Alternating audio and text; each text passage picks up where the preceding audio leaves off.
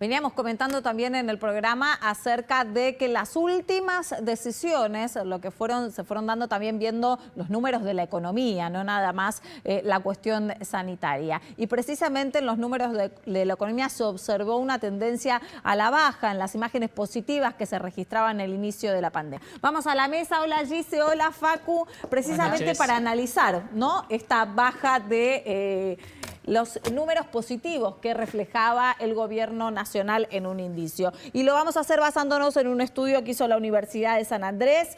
Para eso vamos a tratar entonces de evaluar cómo se vienen dando los diferentes escenarios políticos en esta circunstancia. No nada más por la decisión política que se dio, sino también por cómo empieza a reconstruirse el mapa de las diferentes fuerzas. Diego Reynoso es politólogo y es director de la encuesta de opinión pública de la Universidad de San Andrés, que les venía comentando, y es investigador del CONICET. Reynoso, buenas noches, gracias por atendernos.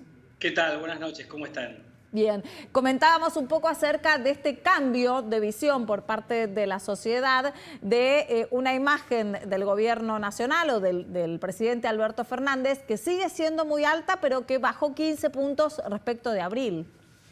Bueno, igual que la aprobación también del gobierno en general, me parece que esto fue la erosión de la cuarentena. Del mismo modo que en abril, cuando nosotros medimos el primer mes de cuarentena, la había generado un buen capital político, había acumulado bien políticamente, la extensión de la cuarentena con todo lo que eso estuvo implicado desde manifestaciones, cansancio, la cuestión económica, la cuestión psicológica, lo emocional, en fin, la cuestión sanitaria desde luego, que terminó erosionando un poco ese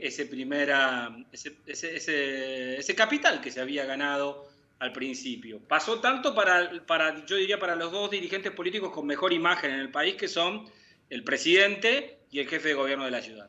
El jefe de gobierno de la ciudad también a nivel nacional tenía muy buena a nivel nacional, porque imagen. Los resultados de la encuesta son a nivel nacional. Bien. Entonces, ellos dos digamos, a ver, cada uno en su sector, ¿no? Horacio Rodríguez Larreta no era uno de los dirigentes con mejor imagen de Cambiemos o de Juntos por el Cambio, y hoy es el dirigente con mejor imagen de ese espacio, claramente. Y Alberto Fernández hace 6 meses prácticamente, incluso diría antes, para octubre, tenía incluso poco conocimiento. Hoy no, consolida una buena posición, mejora en su imagen, y tiene un saldo muy positivo y favorable, desde luego, de abril a ahora, estos 3 meses adicionales de cuarentena, porque fueron 4 en realidad, ¿no? Ayer se fueron 4. Estos 3 meses adicionales, yo diría, le carcomieron, erosionaron ese principal apoyo, el principal respaldo que había recibido al principio con las medidas. En general, después las medidas son bastante todavía bien valoradas por la población, desde luego. Tienen un porcentaje menor de valoración si lo comparamos con abril. Ahora, Reynoso, esta baja de 15 puntos que usted menciona por parte del presidente, como para poner un ejemplo, ¿puede llegar a también tener repercusiones en medidas políticas, en búsqueda de consensos con el resto de las fuerzas? En general, el presidente creo que capitalizó esa primera acumulación que lo había llevado a casi 70 puntos de imagen de aprobación, justamente porque siempre buscó consensos, siempre dialogó, siempre mostró un perfil muy dialoguista, buscó bastante, digamos, la mayoría de las conferencias se hicieron con el jefe de gobierno de la ciudad al lado, que es otro signo político, con gobernadores que pertenecen a la coalición opositora, etc. Con lo cual ese fue un perfil que siempre ha cultivado el presidente. Y creo que no lo va a abandonar, porque me parece que es una forma de trabajar. Eso probablemente lo blinde a los vaivenes de la opinión pública, ¿no? Porque la gente lo considera un poco más moderado, más centrista, no lo va a erosionar en ese sentido. Ahora, esta subida y esta caída que notamos en estos 4 meses no se debieron a que el presidente dejó de ser dialoguista. Me parece que tuvo que ver con el cansancio y el hartazgo vinculado con la situación de la cuarentena.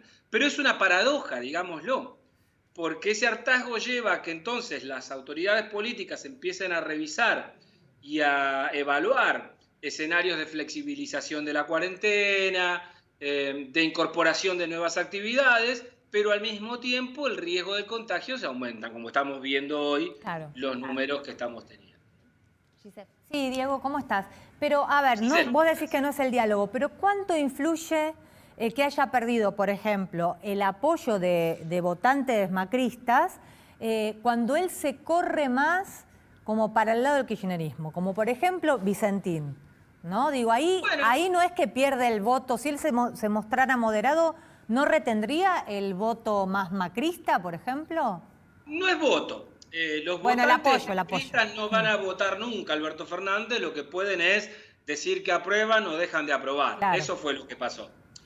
Lo que vemos hoy, la pintura hoy, es que se volvió a partidizar las actitudes que la gente tiene respecto de la imagen de los políticos, pero también respecto de las medidas de gobierno. Cuando uno ve y analiza, por ejemplo, en el informe que hicimos circular, van a ver que la divergencia más grande no es ni en nivel socioeconómico, ni en sexo, ni en edad, ni en lugar de residencia, sino es en quién votó en la elección anterior. Claro. Y entonces ahí los que votaron a Cambiemos suelen tener, hay desde luego gente que opina positivamente al presidente, pero fueron los que experimentaron una mayor caída de abril ahora. Sin embargo, los que votaron al Frente de Todos, se mantiene más o menos estable su opinión y su actitud respecto de las medidas, de la cuarentena, del presidente y de un montón de decisiones más. Entonces, mi conclusión es que estos 3 meses, o sea, de abril, al principio no, retoma y aumenta, suma a quienes eran votantes de la otra coalición al respaldo de las iniciativas que tenía. Pero los 3 meses siguientes, probablemente Vicentín, como vos bien señalás, Giselle, tuvo que ver. Pero bueno, toda la situación en general, la economía y demás, generó que se activen dispositivos partidistas de valoración de las coyunturas políticas, sociales y en este caso epidemiológicas que estamos viviendo, ¿no? Sí, Diego, se refleja también en la encuesta, en uno de los gráficos, cómo fue evolucionando también, a medida que avanzaba la cuarentena, la preocupación económica por parte de la gente, o todos los aspectos que tienen que ver con justamente la economía familiar. ¿Crees que se puede hacer una proyección de esa tendencia cuando empecemos a salir de esta cuarentena definitivamente y se vea o quede expuesto todo el tema económico? Yo escribí un artículo hace 2 meses, donde me preguntaban, trataba de responder esa pregunta. Me decían, bueno, pero va a haber una crisis, desde luego una crisis económica, social, además de el legado de la crisis sanitaria que estamos viviendo, ¿verdad? Entonces, para mí, yo sigo creyendo que va a haber como dos posibles actitudes respecto de la cuestión económica. Una, quienes interpreten que, bueno, la situación era mala previamente y la pandemia vino a complicar todo más aún, con lo cual no le van a imputar directamente al gobierno la responsabilidad de la situación económica posterior.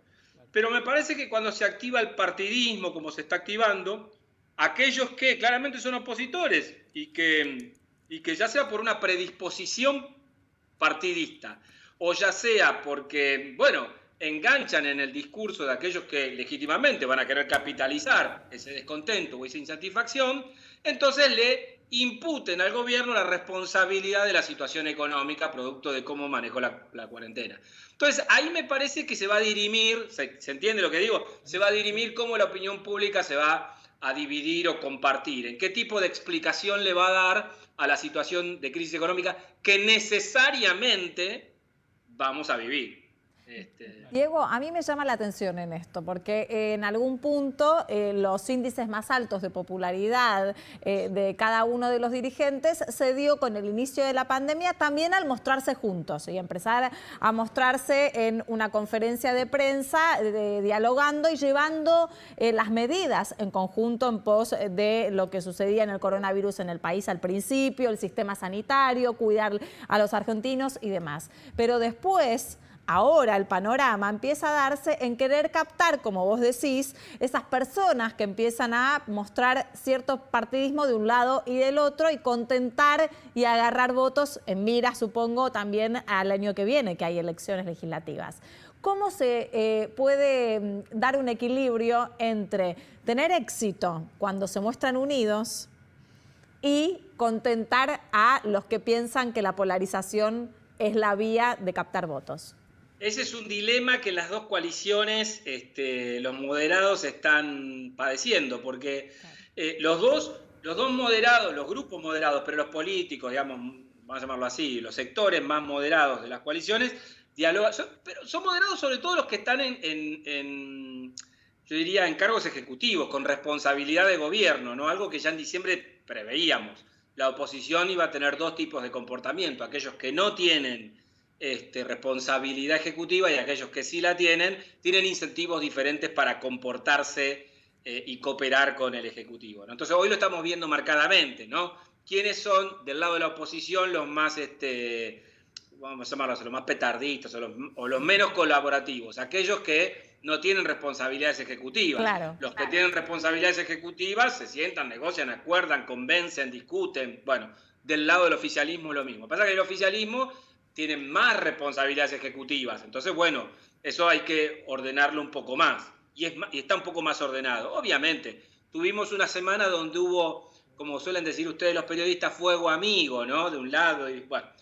Esto pareciera ser así. Yo creo que del lado, mientras la opinión pública, vamos a ponerlo así, esta es como una tesis o una hipótesis a confirmar. Si la opinión pública sigue valorando positivamente a aquellos que dialogan, negocian, independientemente del éxito o no del resultado de esas negociaciones, pero valoran esas actitudes positivamente, y aquellos políticos que son valorados por eso capitalizan, ¿se entiende?, en la opinión pública ese tipo de actitud, entonces aquellos que se están comportando de manera polarizante van a empezar a tener cada vez menos incentivos y van a quedar vistos como patrullas perdidas en busca de algún tipo de protagonismo y nada más.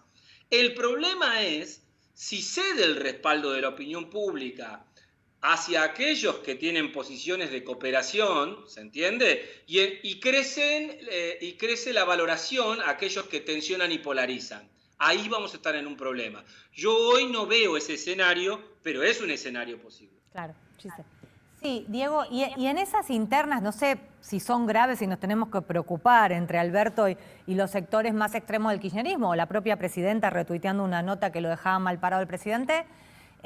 ¿Vos decís que son graves esas internas? ¿Y cómo juega Sergio Massa dentro de esas idas y vueltas? No creo que sean todavía explícitas, son más bien como...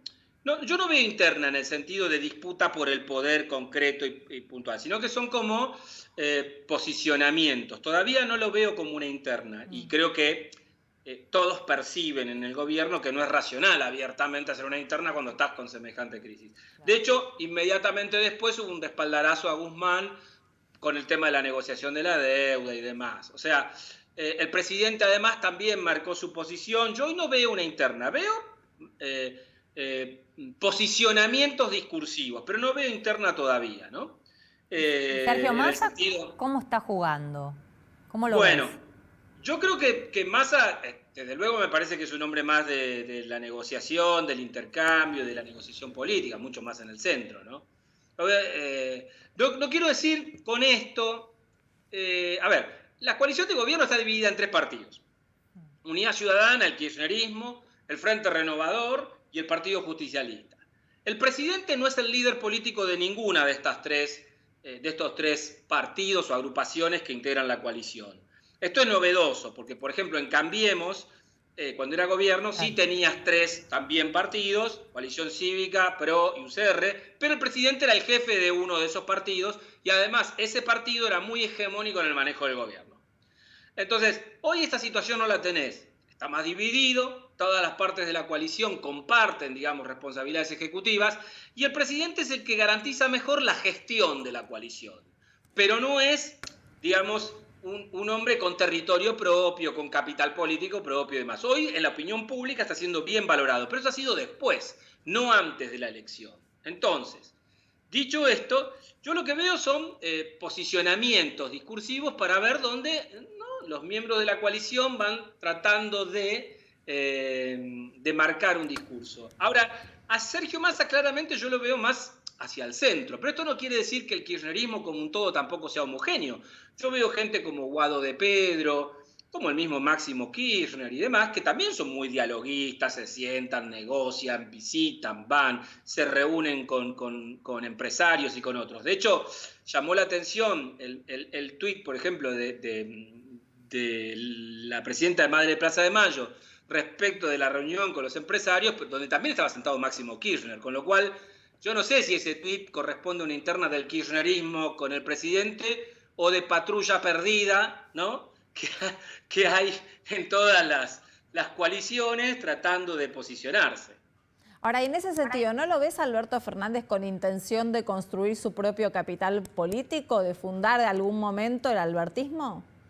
Eso me lo preguntan todos y seguramente muchos analistas tendrán opiniones diferentes al respecto, pero yo hice en una entrevista que me hicieron hace poco y que después tuvo un poco de consecuencias por lo que dije, pero lo voy a repetir, porque yo creo que el albertismo es un conjunto de funcionarios, nada más. No es un espacio político con anclaje territorial, ¿se entiende? Votos, intendentes, no es aparato. Sí, es lo que en general en el gabinete nacional le dicen el mini gabinete de Alberto, ¿no? Esa mesa chica de la que se rodea. Segundas líneas, gente que con el tiempo va generando adhesión. Todavía me parece que no es el momento de tal cosa como el albertismo, y más aún en esta situación. Claro. Yo creo que todavía hoy hay un conjunto de funcionarios, que vamos a llamarlos el albertismo, que gestionan, ¿no?, esta costura de la coalición de estos tres partidos. Pero los jefes políticos del Partido Justicialista, que son los gobernadores, Sergio Massa del Frente Renovador y Cristina Fernández, vamos a ponerlo así, de Unidad Ciudadana, son realmente los actores con mayor peso político, territorial y electoral propiamente dicho, digamos, ¿no? ¿Y especulás, Diego, con que puede haber, de alguna manera, algún cambio en el gabinete en el corto plazo, cerrada esta etapa de cuarentena, de 4 meses de cuarentena? Me parece que habría que, no sé si oxigenar, viste, por el desgaste, como se suele decir, ¿no?, en la jerga, pero sí me parece que hay algo que yo no sé si va a suceder, pero yo recomendaría, si fuera, no me dedico a eso, pero si fuera un estratega o una especie de Durán Barba, ¿no?, del frente de todos. No lo soy, desde luego. Pero me parece que los ministros tendrían que tener más protagonismo en cada área y el presidente menos. Lo que pasa es que es cierto, son los ejecutivos, todos, el gobernador, el jefe de gobierno de la ciudad, el presidente, los que están enfrentando con su propio costo político, con sus éxitos y con el costo político que ello implica la pandemia. Pero me parece que después otros funcionarios deberían tener un poquitito más de exposición, salir a aclarar más, comentar más. ¿Pero por qué crees que es el presidente? Para evitar el desgaste del mismo presidente, lo digo claramente. ¿Y por qué el presidente no usa esa estrategia y sin embargo acapara la comunicación de todo el gobierno nacional? Me imagino que es porque hoy necesitas cooperar con todos los ejecutivos provinciales y él es el jefe del Ejecutivo Nacional para la coordinación de esta política pública que tiene que ver con el tratamiento de la pandemia. Esta situación lo pone ahí. Ahora, después desconozco si tiene motivaciones personales para hacerlo o no. ¿Se entiende? Sí. En eso yo no podría... Diego, pero entonces estaríamos hablando de una política solo de la pandemia, no de una política de gobierno más allá de ella.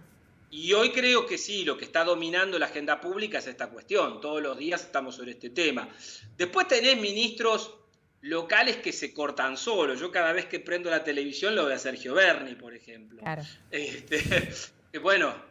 Está en campaña, Berni, me parece. Agenda, digamos, ¿no? Acá sí está en campaña. A ver, está en campaña, Berni, ¿o no?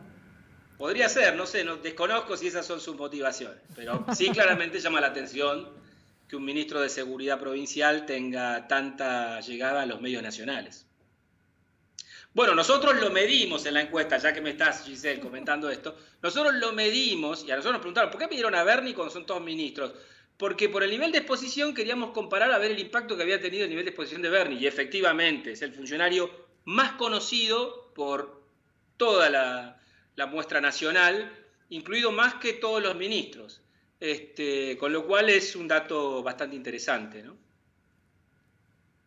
¿O le querías preguntar algo más, Giselle? No, gracias. En algún punto, Diego, me gustaría también saber acerca de la economía, la deuda y demás, si vos ves un rumbo del gobierno nacional en una estrategia para poder acordar con los bonistas o directamente no, y cómo se cuela un poco la política internacional acá. La verdad que no sabría decirte. Yo creo que hay una delegación muy fuerte en Guzmán, sobre todo en el ministro Guzmán y sus vínculos con la Academia Económica Americana y la llegada que tienen algunos sectores de la Academia a los órganos de financiamiento internacional para hacer exitosa la estrategia argentina. Yo creo que eso está todavía la moneda en el aire. Mi impresión es que paradójicamente la situación mundial puso a Argentina en una mejor posición que si no hubiese habido esta crisis, digamos. Es cierto, desde el punto de vista económico no, pero me refiero a la negociación, porque hoy no hay otras amenazas posibles por parte de los, digamos, de la parte que está enfrente para presionar sobre Argentina. Aparte de eso tendría un costo político internacional muy grande hacerlo en este contexto. Pero incluso hablan de una intervención del gobierno de Donald Trump para poder mediar a favor de la Argentina, ¿no? Podría ser, la verdad que yo esa información no la tengo, pero bueno, ustedes que son periodistas seguramente... No, me pregunto ideológicamente, ¿no? También cómo va a quedar esa situación, porque si intercede el gobierno de los Estados Unidos ante una situación como la deuda y la negociación con el gobierno de Alberto Fernández, quizás se contraponen algunos intereses allí. Puede ser, pero yo no vería de manera tan lineal ideológicamente cómo se ordena el sistema de partidos americanos con cómo se ordenan los sistemas de partidos latinoamericanos o europeos incluso, ¿no? Porque, por ejemplo, no sé, en su vínculo con los sindicatos, en su política social y en muchas cosas, históricamente el Partido Demócrata estuvo más cerca del progresismo o de los movimientos nacional populares de América Latina que el Partido Republicano, estamos de acuerdo. Pero las constituencies americanas, los electorados americanos, en algunas partes se parecen más los votantes de Trump, ¿no?, a los votantes de los progresismos o de los movimientos nacional populares en América Latina. Con lo cual puede haber algunas conexiones, pero esto me parece que depende menos de lo ideológico y más de la voluntad de tener una política internacional o de unos vínculos internacionales diferentes. Lo digo del lado de Estados Unidos.